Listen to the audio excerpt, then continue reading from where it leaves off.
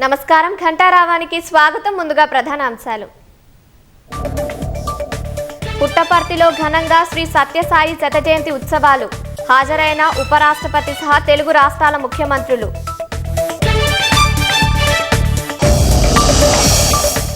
ప్రేమతో ఏదైనా సాధించవచ్చని బాబా నిరూపించారన్న సీఎం. ప్రభుత్వాలు చేయలేని పనులను సాయి ట్రస్ట్ చేసిందని కితాబు. వరంగల్లో హాఫ్ మారథాన్ ప్రారంభించిన మంత్రి వాకిటి. ఆరోగ్యవంతమైన రాష్ట్రం కోసం ప్రభుత్వం కృషి చేస్తోందని స్పష్టీకరణ.